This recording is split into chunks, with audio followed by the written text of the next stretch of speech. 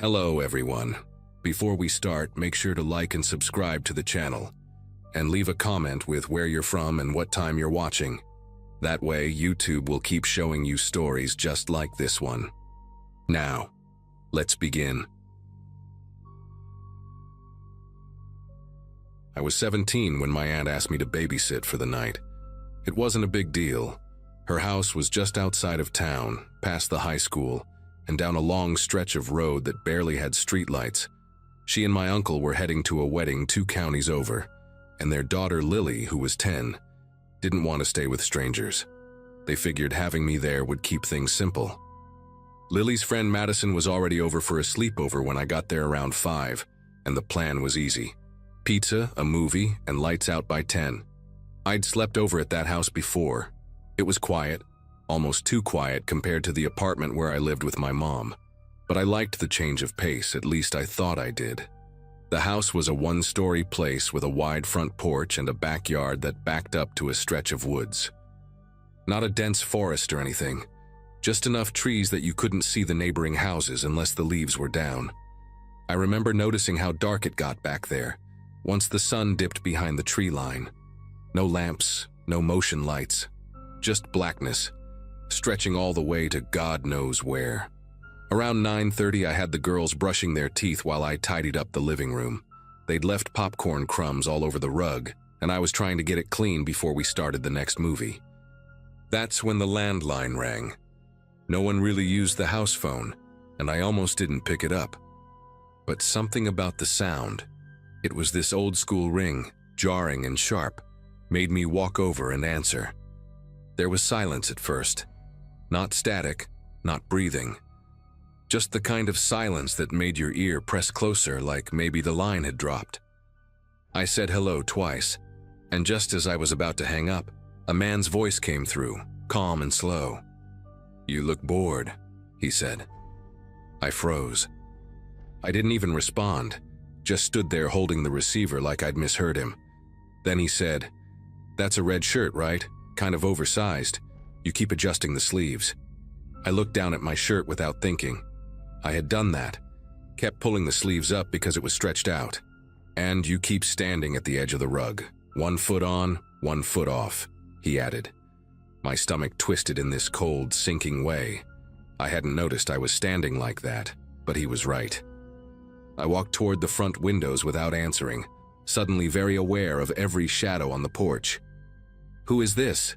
I said, trying to sound annoyed instead of scared. The voice didn't answer that. He just said, "There's a plastic rake leaning against the tree stump in your backyard. Looks like it's been there a while." My legs locked up. That rake had been back there all summer. It was broken, so they never used it. And unless you'd walked behind the house or were standing out there right now, you wouldn't know it was there. I pulled the curtain shut with a sharp tug and told the girls to go to Lily's room. I didn't even give them a reason. I think I mumbled something about finishing the movie in there. I could hear them protesting from down the hall, but I was already reaching for my phone. The landline was still in my hand, but the voice was gone. Just a click. He'd hung up. I locked the front door, then checked the back, flipping the bolt and pulling down the blinds on the sliding glass. Every part of me was buzzing, but I didn't want the girls to see that I was shaken. I texted my mom first, then thought better of it and dialed 911. I kept my voice low, explaining what had happened, trying to sound composed even though my hand was trembling so badly I had to switch the phone from one side to the other. The dispatcher was calm, asked me the usual questions, and said a patrol car was already in the area and would swing by. I didn't mention that I'd started hearing footsteps on the gravel behind the house. Light ones, pacing, pausing, like someone walking just enough to make me second-guess it. The knock at the door came 7 minutes later, but it was too soon. I knew it before I even looked through the peephole. The dispatcher said the cops would announce themselves, and this person hadn't. It was 3 short knocks, then silence. I didn't say a word. I held my breath and backed up slowly. No voice followed, no more knocks. Just those 3, and then nothing. I texted the dispatcher again from my phone, saying someone was at the door but hadn't identified themselves. They replied that the officer was still en route. I remember standing in the hallway, trying to figure out whether I should get the girls and hide, or just stay quiet and let this pass. My heart was in my throat. I kept thinking, what if he's already inside? Lily's room had a small closet and a window that looked out onto the side of the house. I told them we were going to play a game where we had to be super quiet for 10 whole minutes. No talking, no laughing, just quiet. Lily looked confused, but Madison caught on. She was older, maybe 11, and her face got serious fast. I pulled the curtains shut and sat down on the floor with them. I didn't tell them about the phone call. I didn't say a word about the knock. I just sat there, holding both their hands, straining to hear past the closed door. For a while, there was only the sound of the AC kicking on. Then something scraped against the siding. Not hard, not fast, more like a finger dragging. I stared at the window and didn't move. That sound didn't come back, but a few minutes later, my phone buzzed. The officer had arrived. I walked out to meet him, even though every part of me was telling me not to open the door again. He showed his badge through the glass, and I made him stand there while I called the number the dispatcher had given me to confirm it was really him. It was. His name was Officer Langley, maybe mid-40s, calm but alert. He took a full look around the property, flashlight in hand, even went out into the trees. Found boot prints in the dirt right past the edge of the yard. Not from earlier that day either. Fresh. Deep. Like someone had been standing there for a while, watching. He radioed it in, but there wasn't much else he could do. No sign of the guy. Nothing stolen. No break-in.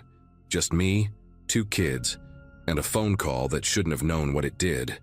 After the officer left, I didn't let the girls out of the room. I stayed up the rest of the night, sitting in the hallway outside their door, holding a kitchen knife in one hand and my phone in the other. I kept thinking about that rake, how he knew about it. It was wedged behind a stump half covered in leaves. You couldn't see it unless you were back there, crouched down or standing at a weird angle. It made me wonder how long he'd been watching. Not just that night, but maybe earlier in the week before I even got there. Maybe even before the parents left for the wedding. I started questioning if he picked that night at random, or if he knew it would just be me and the girls. The next morning, my aunt and uncle came back around 10. I didn't tell them everything right away. I didn't want to scare them or make them think I hadn't taken care of their daughter. But when I showed them the texts and explained what had happened, my uncle went pale. Said he'd found cigarette butts near the tree line a few days before, but assumed they were from the landscapers.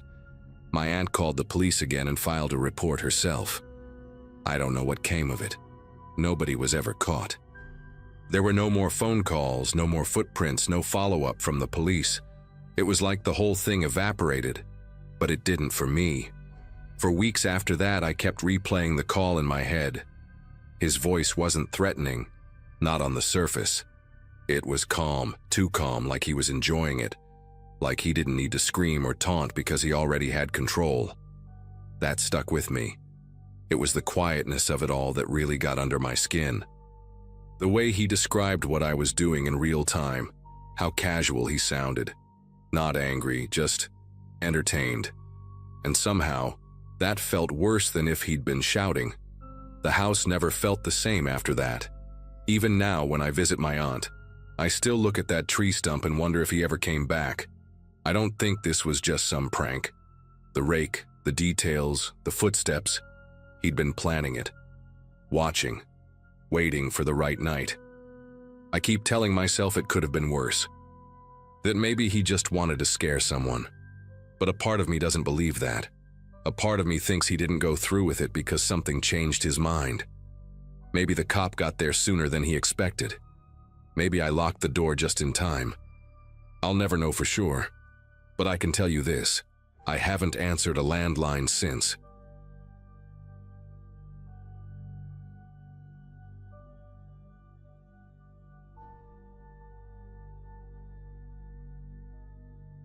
It was the beginning of June, right after school let out, and I was spending the weekend at my friend Tyler's house in the suburbs of Richmond, Virginia.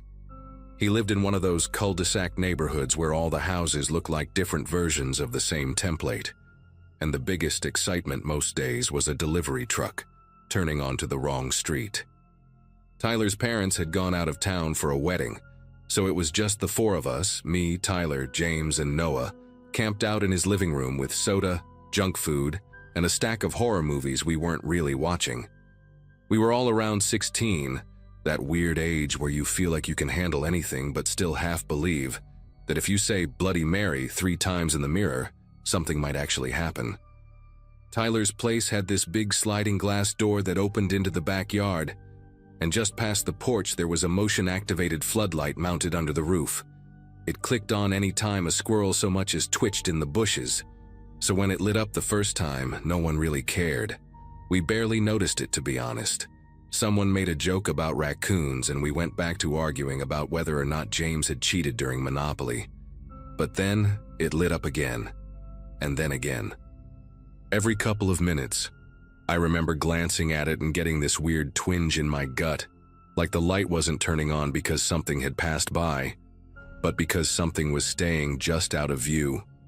We tried ignoring it, but the 4th or 5th time it flared, Tyler got annoyed enough to walk over and peer through the glass.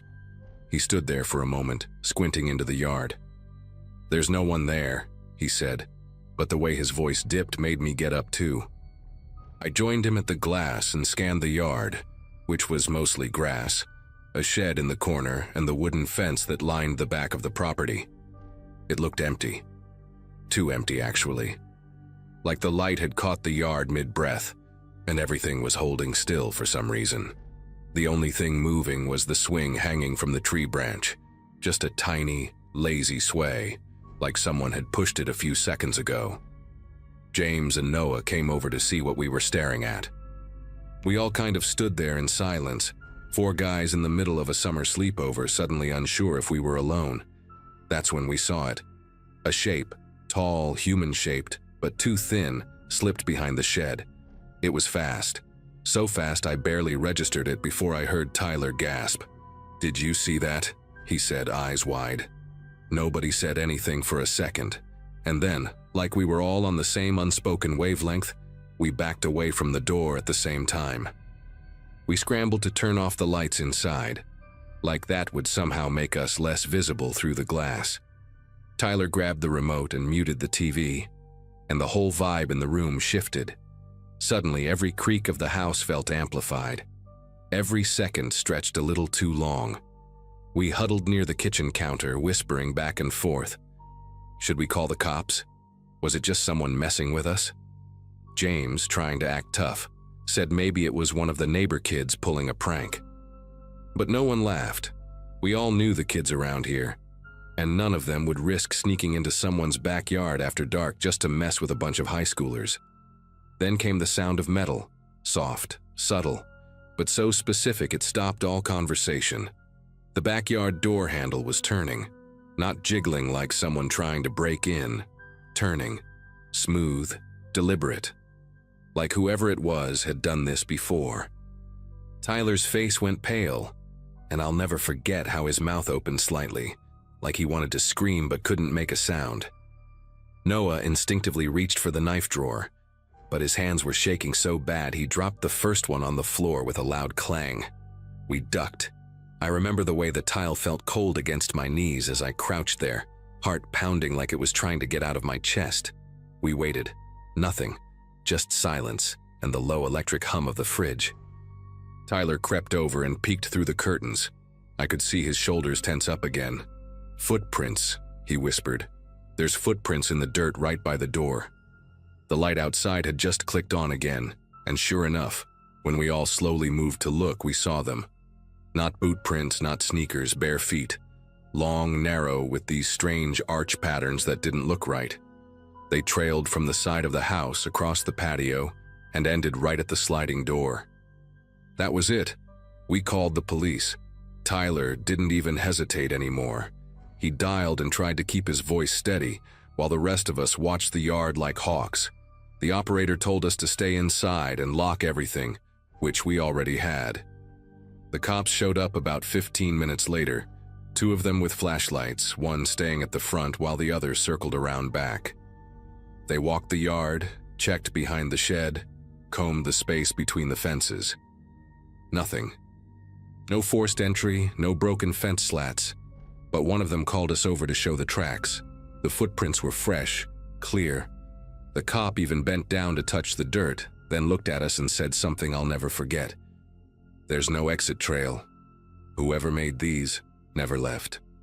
After the officers left, we were all still too shaken to even think about sleeping. They assured us they'd drive around the block a few times just in case, but it didn't do much to ease the tension. Tyler double-checked every lock in the house. Doors, windows, even the garage. We moved the couch in front of the sliding door and left the kitchen light on. No one said it out loud, but we all ended up sleeping in the living room, backs to the wall, facing the door. The TV played quietly in the background, more for distraction than comfort. Around 3 a.m., I swear I heard the motion light click on again, but I didn't dare get up to look. Morning didn't bring much relief. Tyler's mom called to check in, and he lied through his teeth. Told her everything was fine. None of us wanted to explain what had happened, not because we thought she wouldn't believe us, but because we didn't even know what we were trying to explain. A trespasser? Some freak barefoot lunatic? A hallucination we all happened to share at the same time? James took photos of the prints before the wind or sun could mess them up, and when we looked at them later, they seemed even stranger. Too long, too narrow, the toes oddly spaced. They didn't look like normal feet. They looked deliberate, almost sculpted. Over the next few days, we stayed quiet about it. We didn't tell anyone at school, didn't post about it online, and definitely didn't go back to Tyler's backyard at night. But the weirdest part? 2 nights later, Tyler texted me just a single word. Again. The light had clicked on, but this time he was alone in the house. He said he didn't see anyone, just that same slow swing on the tree, moving like it had been nudged. The cops came again, found nothing, no new prints. But the sense of being watched lingered. Tyler started sleeping in the upstairs guest room furthest from the yard, and he never let the blinds stay open after dark. It's been a few years since all that happened, and we still don't have an explanation. Tyler's family eventually sold the house. Moved to another part of town without a yard, without motion lights, without that shed. I've talked to James and Noah about it since, and we all remember it the same way. Every detail. The movement behind the shed. The sound of the door handle. Those footprints that just stopped. I know how it sounds, but it happened. And sometimes when I visit my folks and drive past that cul-de-sac, I swear I can still feel it. That tension. Like the yard still holding its breath, waiting for someone to turn off the lights and look outside.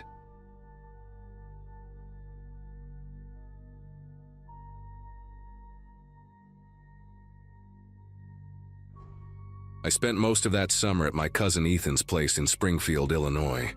It was one of those weird in-between summers. Too old for summer camps, too young to have a real job. Our parents figured it was safer for us to hang out together while school was out.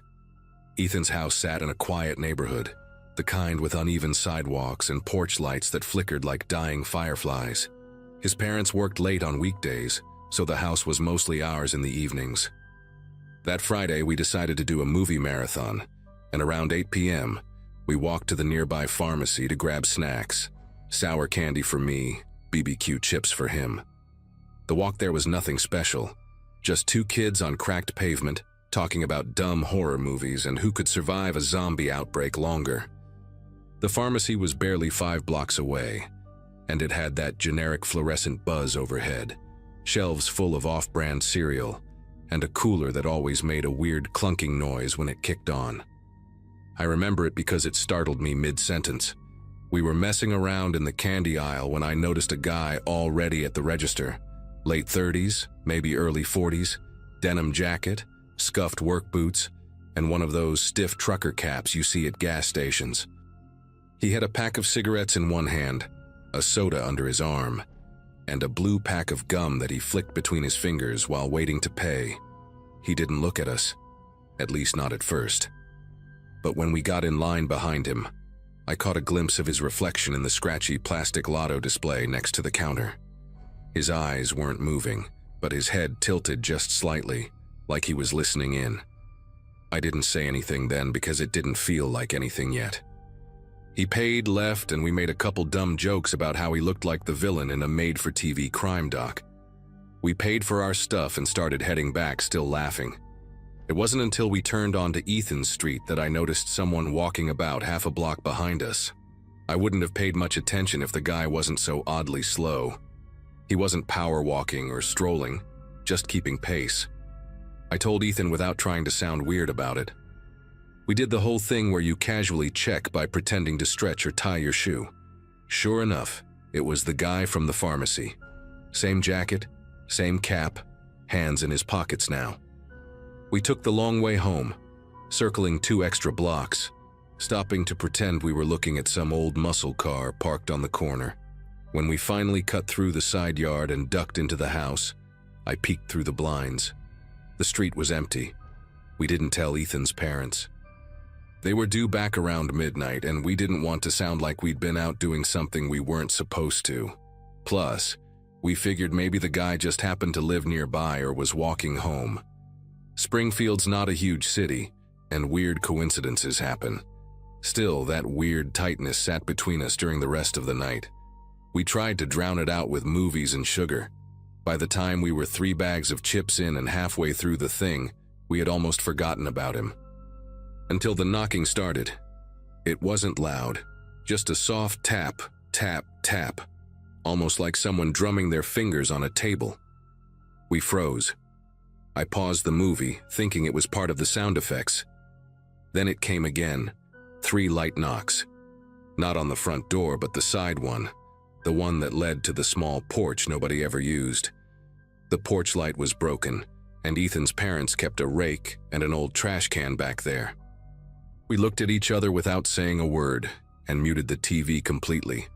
The knock stopped. Dead silence after that. Ethan grabbed the baseball bat he kept near his desk, and I grabbed my phone, pretending I was brave enough to call someone if it came to that. We stayed like that for maybe 15 minutes, ears tuned to every creak and rustle the house made. Eventually, we worked up the nerve to check the porch through the small kitchen window. Nothing. No one. Just the faint orange glow of a streetlight and the usual scattered leaves on the steps. We didn't see anyone outside, but we also didn't sleep much that night. Every time the house settled or a tree branch scraped the siding, my heart jumped into my throat. The next morning, we waited for the sun to really come up before stepping outside. Ethan went out first.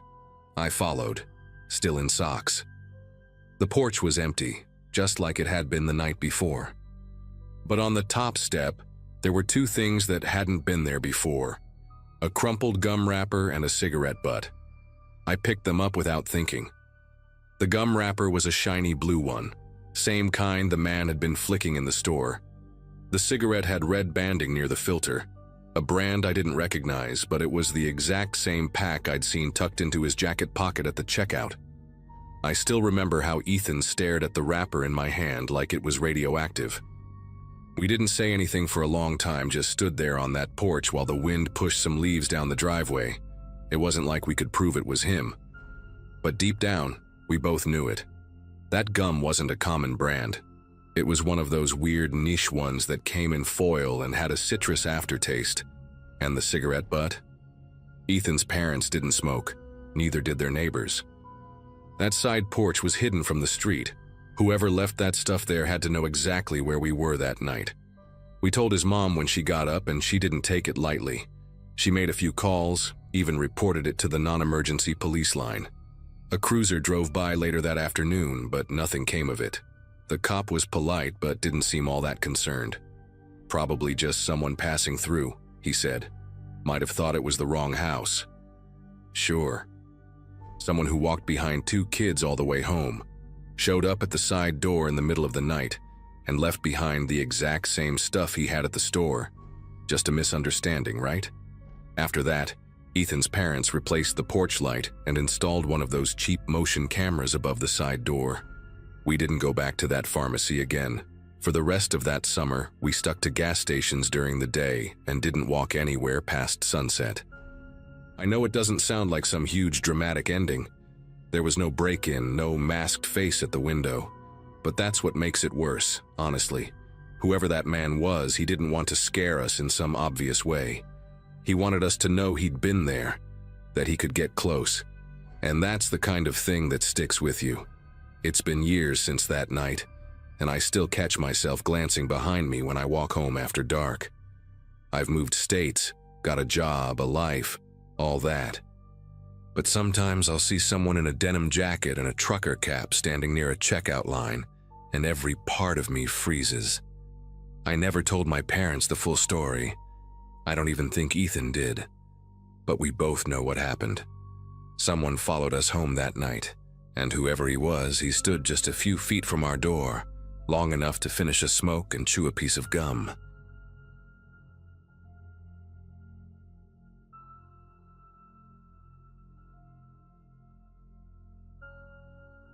I grew up sharing a 2-bedroom apartment with my older sister, Melanie, in a pretty quiet building on the south side of Indianapolis. Our mom worked night shifts at the hospital back then, so weekends were when Melanie and I had the place to ourselves. It was our little ritual: horror movies, microwave popcorn, way too much soda. That particular weekend I was 16 and she had just turned 18. I remember it clearly because she'd borrowed one of Mom's wine coolers and was trying to act like it didn't taste like cough syrup.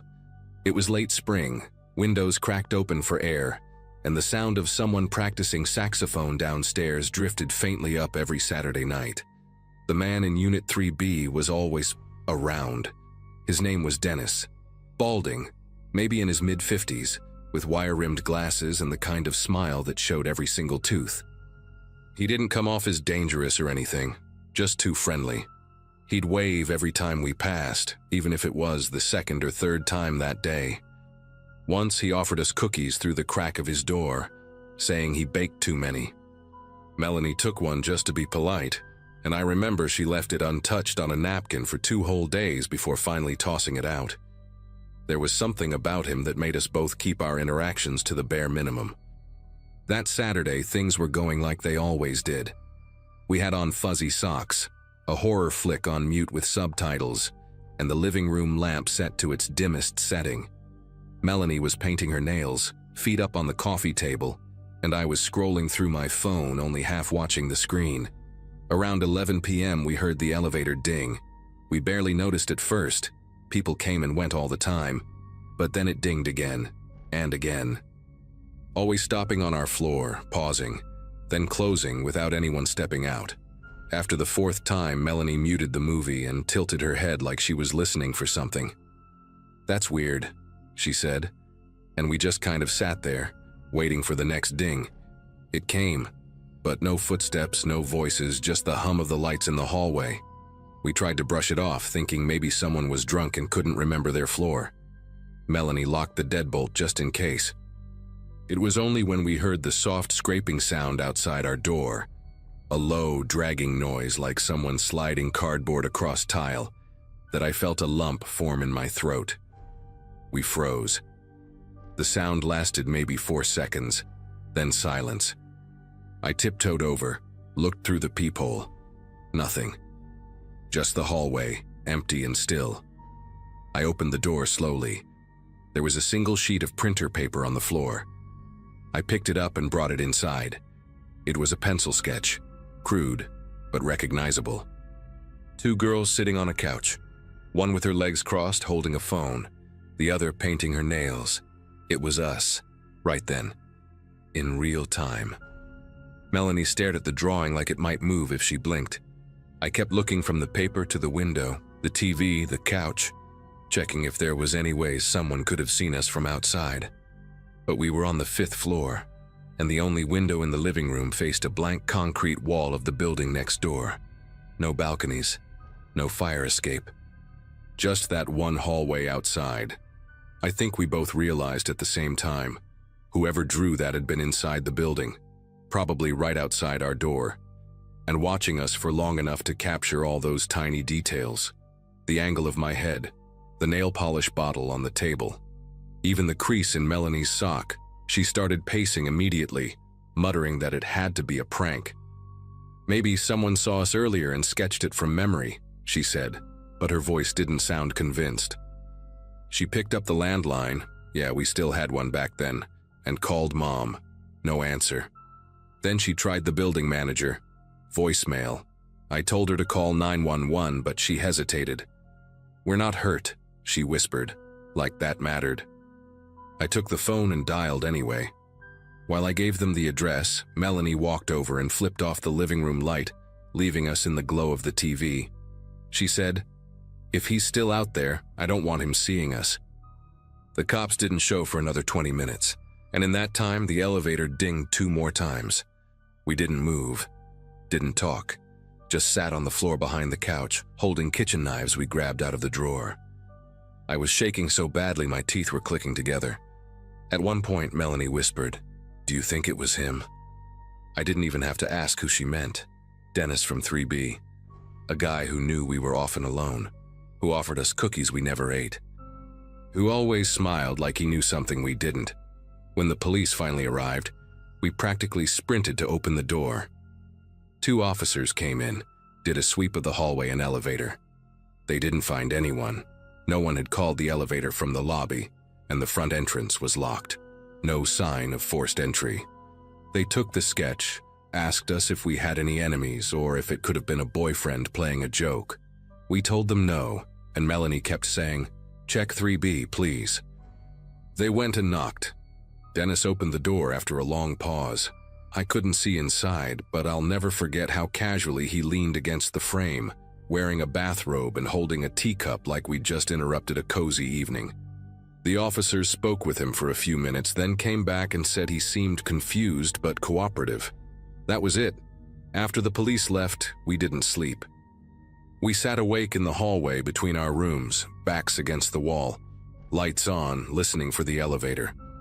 It didn't ding again. Around 6 in the morning, we packed a bag and took the bus to our aunt's place across town without even telling Mom first. When we finally got her on the phone, she thought we were exaggerating until she saw the drawing for herself. That's when she filed an official complaint with the building management, but they said there wasn't enough to go on. No cameras in the hallway, no evidence of a crime, just a weird sketch and 2 scared teenagers. A few days later, Mom told us Dennis had moved out. No warning, no notice. Just cleared the apartment and left. The landlord said the unit was empty when they checked, except for a folder left on the kitchen counter. It had more drawings, pages and pages of different apartments on our floor, all viewed from just outside the front doors, all sketched in that same shaky pencil style.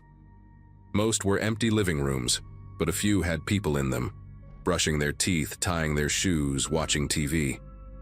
And one showed me and Melanie asleep on the couch, under blankets we only brought out during colder nights. That drawing was never given to the police. The landlord threw it all out, said it was too creepy to keep. Even now, I don't fully understand how someone could have watched us like that without getting caught, or how long he'd been doing it. The apartment door had no peephole from the outside, and the hallway lights were dim. I guess it wouldn't be hard to just stand there, quiet, waiting, listening. The way our building was built, footsteps didn't echo unless you moved fast. He could have been there for hours without us ever knowing, and the thought that he drew us as we were, not from memory, not from a photo, but from actually watching, still messes me up sometimes. I don't live in Indiana anymore, neither does Melanie. But that night left a mark I can't really shake. Every time I stay somewhere new, the first thing I check is the peephole. Then I wedge something heavy in front of the door, and I never, ever sit with my back to it. Not even now, especially not now.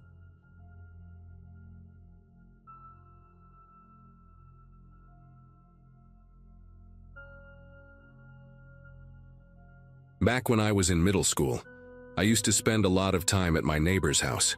My buddy Kyle lived just 2 houses down from mine, and his place had become the default hangout spot for our little trio, me, him, and our friend Marcus. His parents were chill. The basement had a projector set up, and there was always some junk food stashed in the pantry that we weren't supposed to find, but always did. This happened on a Saturday night in early spring. We had just watched 2 horror movies back to back, The Ring and something else I don't even remember. Probably because my heart was still recovering from the first one. We were too wired to sleep, buzzing with adrenaline and sugar, and someone suggested we step outside for a bit. It was maybe just after midnight when we opened the side door that led to the driveway. Kyle's house sat in one of those quiet suburban streets where nothing ever really happened. No sirens, no traffic, just the occasional dog barking in the distance. The air outside had that damp bite that comes after a light rain, and everything smelled like wet concrete and pine. Across the street, under the flicker of a busted streetlight, we saw a guy just standing there. He wasn't moving. Just rooted to the spot like one of those department store mannequins, his head tilted slightly downward, like he was reading something invisible on the pavement. Marcus laughed and said it was probably Mr. Denner from the corner house, the one who always wandered around barefoot with a beer in his hand. But even in the half-light, I could tell it wasn't him. This guy was taller, and the way he stood, too still, too straight, didn't match Mr. Denner's usual stumbling slouch. He had a dark hoodie on, and his hands were stuffed deep into the front pocket. His shoes were completely white, almost glowing under the streetlight, which was the only reason we could see him at all. Kyle shrugged it off, said whoever it was probably just needed some air, same as us. After a minute, we went back inside and locked the door behind us without thinking too much about it. We slept in the basement, sprawled across beanbags and a beat-up old couch. Must have knocked out around 1:30, give or take. I remember waking up because my mouth was dry and I needed water, but the basement always gave me weird dreams, so I didn't move at first. I just lay there, eyes adjusting to the dark, when I noticed this faint glow coming from upstairs, like when someone forgets the bathroom light on, but dimmer. It was the kind of glow that bled through the cracks of the door at the top of the stairs. I thought maybe Kyle's mom had come down or someone had gone to the kitchen. Still, something made me sit up. Maybe it was habit, or maybe it was how quiet the house had gotten. I couldn't hear the hum of the fridge or the usual creaks of a sleeping home. I crept up the stairs slowly, more curious than scared at that point. When I reached the kitchen, the first thing I noticed was that the garage light was on. You can see the garage door window from the kitchen sink, just a small square of glass that lets in enough light to make the tiles glow a little. That's when I realized something was moving. Not fast, just a shadow, swaying across the frosted window of the garage. I didn't move. I just stood there barefoot trying to make sense of what I was seeing. Then the motion became clearer. It wasn't someone inside the garage. It was someone outside, pacing back and forth in the driveway, their head turned toward the garage door like they were waiting for it to open. My chest felt tight, not in a dramatic way, but in that subtle way your body does when it starts preparing for something it doesn't understand. I crouched slightly and peeked through the edge of the window beside the back door, the one that looked out over the driveway. It was the same man, same dark hoodie, same bright white shoes. Only now he was walking in slow, deliberate lines from the edge of the garage to the middle of the driveway, and back again, like he was tracing something invisible on the ground. His face was still hidden by the hood, and even though he never looked directly at the house, I had this sickening feeling that he knew I was watching. I backed away from the window and ducked into the hallway. I didn't want to wake up Kyle's parents. I barely even knew them. But I knew I couldn't just go back to sleep either. I tiptoed back down to the basement and whispered to Marcus and Kyle to wake up. At first, they both mumbled something about it being a dream, but when I said, "The guy from earlier is back," that got their attention. We climbed the stairs together quietly this time, trying not to make the wood creak beneath our feet. Kyle checked the front door, still locked. Marcus went to the side window by the garage. He didn't even have to say anything. His body just froze like he was holding his breath, and then he turned and mouthed, "He's still there." Now all three of us were crouched near the kitchen, whispering and trying to figure out what to do. Kyle wanted to turn on the outside lights to scare him off, but I was terrified that would only make it worse. Marcus wanted to call the police, but his phone was downstairs charging, and none of us wanted to move through the dark house alone. I remember Kyle saying something like, "He's not doing anything illegal. He's just standing there." But that didn't make it any better. It made it worse. Because if he wasn't doing anything, then why was he there? Who just stands in someone's driveway at nearly 4 in the morning without knocking, talking, or even looking at the house? After what felt like hours crouched in silence, we noticed the pacing had stopped. Kyle leaned toward the window again, just enough to see the driveway. "He's gone," he whispered, sounding unsure if that was actually a good thing. We waited another minute before carefully peeking through different windows to be sure. The driveway was empty. The sidewalk too. No footsteps, no car starting up. Just stillness. We flipped on the porch light, then the motion light above the garage. Nothing. It was like he had just evaporated into the night air. Still, we didn't sleep after that. We stayed upstairs in the living room with the lights on, barely saying a word. Every sound outside made us jump. Rustling branches, the distant bark of a dog, even the ice shifting in the fridge. When the sun finally came up around 6, Kyle's mom found us half awake on the couch and asked what happened. We told her about the man in the driveway. She looked concerned but also a little skeptical, like maybe it had just been a dream, or our minds playing tricks after watching scary movies. She went outside, checked the garage door, checked the street. No damage, no footprints, just damp pavement and the quiet hum of a normal morning. I got picked up a little later and I didn't say much to my parents. It felt weird trying to explain something that technically didn't happen. No break-in, no crime. Just a man who stood too still for too long in the wrong place. But I remember, weeks later, Kyle told me his dad finally checked the footage from their garage security camera. Most of it was too grainy to see clearly, but there was one clip, just a few seconds long, where a tall figure in a hoodie walked up the driveway, stopped near the garage, and just stood there. Then, the light went out. After that, the camera glitched and reset. They said it was probably a technical error, that maybe the motion sensor shorted out. But I don't think it was random. I don't think he wanted to get in. I think he wanted us to know he could have, if he wanted to. Like he was testing something. I still think about it sometimes. What if I hadn't woken up? What if we'd opened the door earlier that night just to mess with him? I haven't slept over at anyone's house since then. And every time I see a pair of bright white shoes, my heart does this weird skip. Like it remembers before my brain does.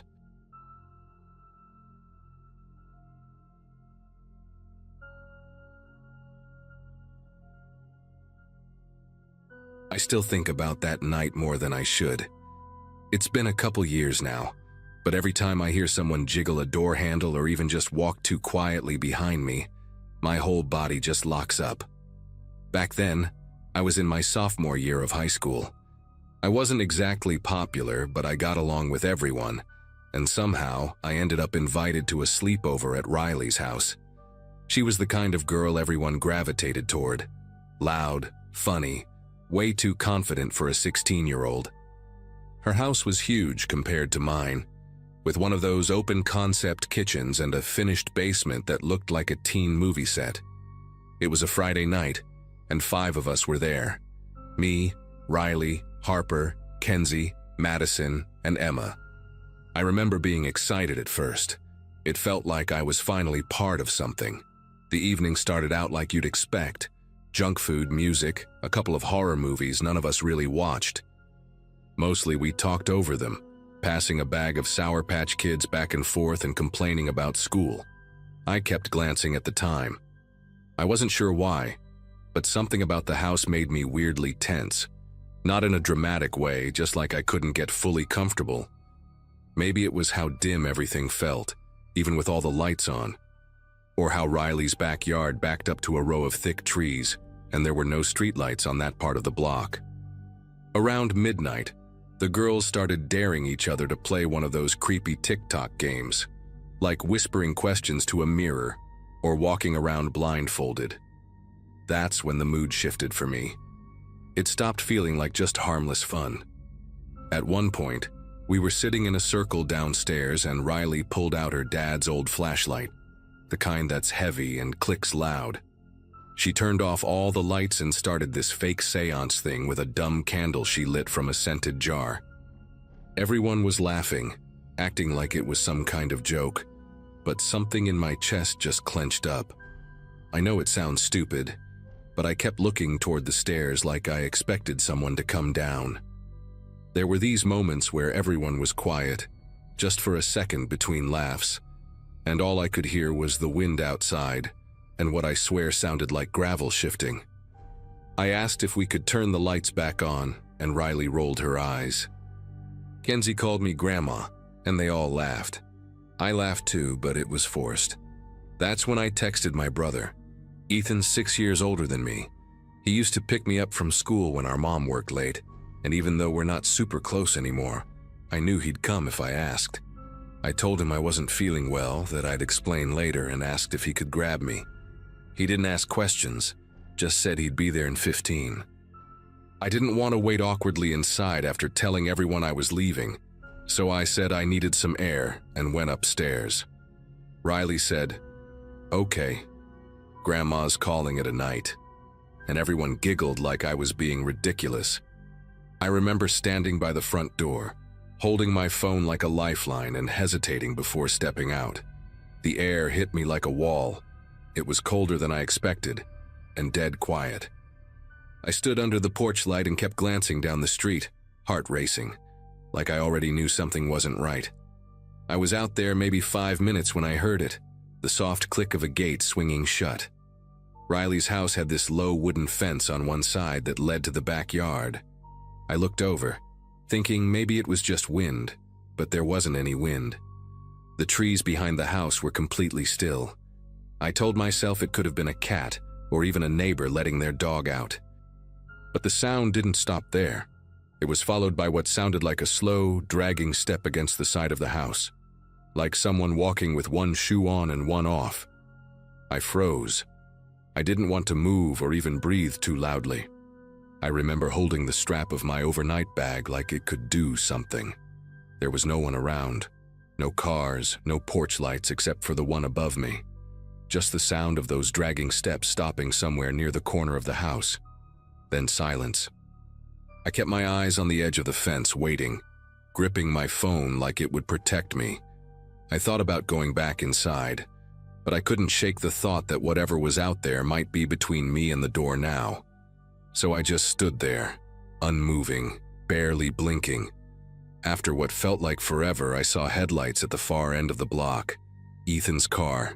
I've never felt relief like that in my life. He pulled up right in front, rolled the window down, and gave me that look older brothers do, like, "You're being dramatic, but I'm here anyway." I rushed to the car, got in without saying a word, and told him to drive. He asked if everything was okay, and I just said I'd explain later. When we got home, I didn't go into details. I said the sleepover was weird and that I had a headache. He shrugged and went to bed. I stayed up scrolling through nothing on my phone, trying to convince myself I'd overreacted, that maybe it had been nothing, just my imagination spiraling because of the dark and the ghost stories. But deep down, I knew I hadn't imagined those footsteps. And even deeper than that, part of me felt like I hadn't been the only one standing in that yard. I eventually fell asleep with my lamp on, the covers pulled over my head like I was 8 again. I didn't even check my texts until late the next morning. That's when I saw the messages. One from Harper asking if I was okay, another from Riley saying I was officially the weirdest person she knew, followed by a crying, laughing emoji. But then, the last one was from Emma. "Did you see the cops down the street?" That woke me up instantly. I texted her back, and she told me there were like 3 cruisers parked a few houses down from Riley's. Her mom said someone had tried to break into a house, just 3 doors over. Around 2 a.m., a woman had called 911 because she heard her back door handle rattling like someone was trying to force it open. That was exactly the time I'd been standing on the porch waiting. Right when I heard the gate, right when I heard those footsteps, I felt my stomach drop. It was like everything just clicked into place in the worst way possible.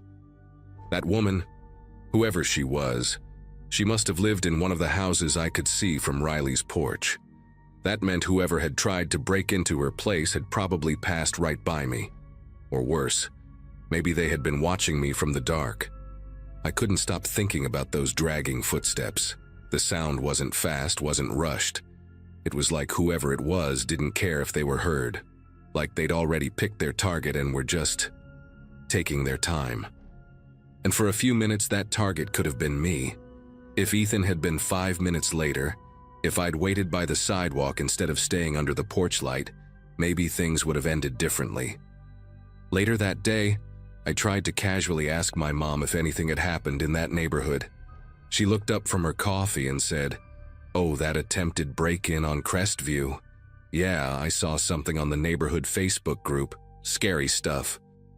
Apparently, the woman who called the cops had caught part of it on her Ring camera. It showed a tall man walking slowly through her yard, right up to her back door. Face hidden, no lights, no hesitation. But he left before the police arrived. No one got a good look at him. The whole thing was over in under a minute. The cops thought it might have been someone casing houses, maybe trying to find one that was unlocked, but nothing was stolen. No one was caught. Just a video of a shadowy figure, moving like he had all the time in the world. I didn't tell anyone else about what I heard that night, not even Ethan. I kept thinking they'd just say I was being dramatic or that I freaked myself out. But I know what I heard. And I know I wasn't imagining how cold the air felt or how deliberate those steps were. I wasn't just some nervous kid scared of a ghost story. Something or someone was out there that night walking past that fence while I stood alone on the porch. And it wasn't random. It felt deliberate, like I'd interrupted something, like whoever was out there wasn't expecting anyone to be standing under that light looking straight into the dark. I wonder if that porch light saved me. Ever since then, I've had this habit of checking locks twice, not just once. Front door, back door, windows, doesn't matter. I don't go outside alone at night unless I absolutely have to. I stopped going to sleepovers after that too. I told the girls I was just over that phase, but the truth is, I couldn't shake the thought that I had been seconds away from something I'll never fully understand. Maybe I'll never know who that man was or what he really wanted. But every now and then, when I hear something outside late at night, something slow, deliberate, I remember the girl who stayed and the girl who left early. And I'm glad I was the second one.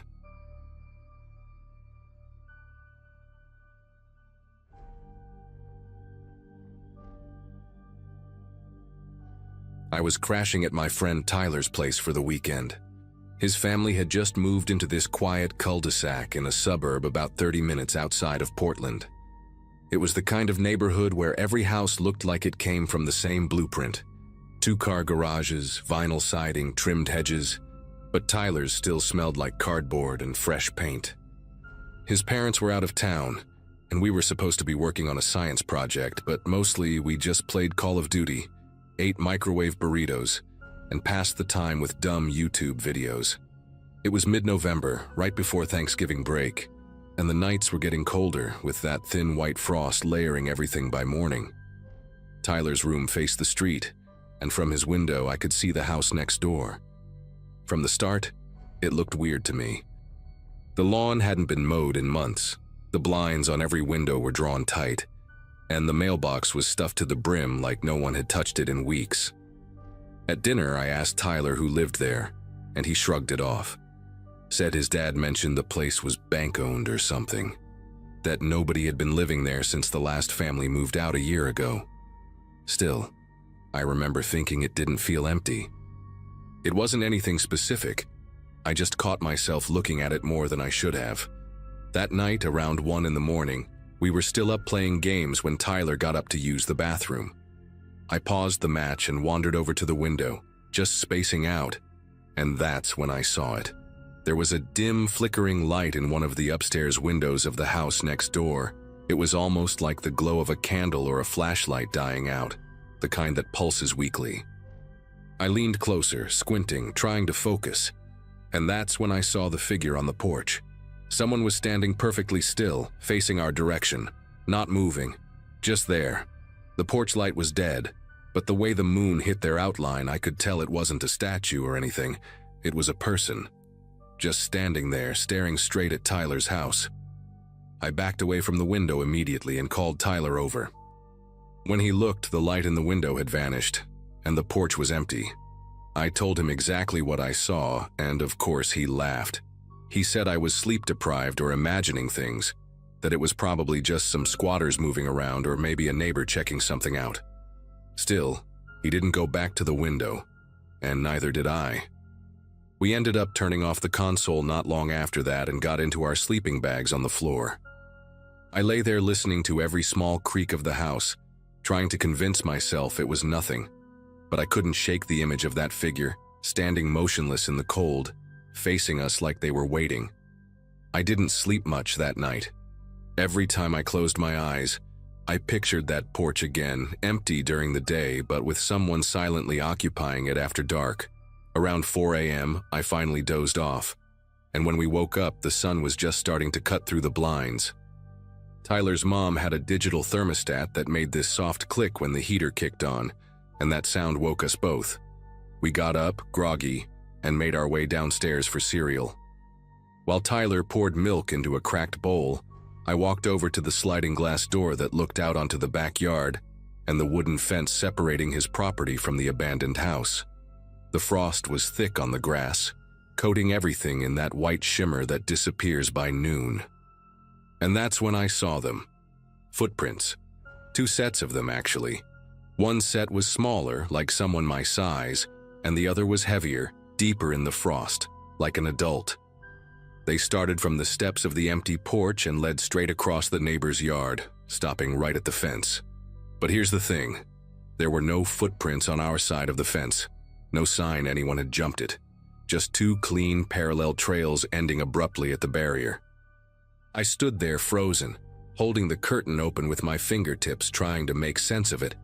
The prints looked fresh, not distorted, not partially melted, like someone had walked through just before the sun rose. I called Tyler over, but by the time he came to look, some of the frost was already starting to recede, and the prints weren't as sharp. He could still make them out, though. He stared for a second, then looked at me like he was reconsidering whether I really made up what I saw last night. But in true Tyler fashion, he played it cool. Said maybe it was animals or something. Deer tracks, maybe?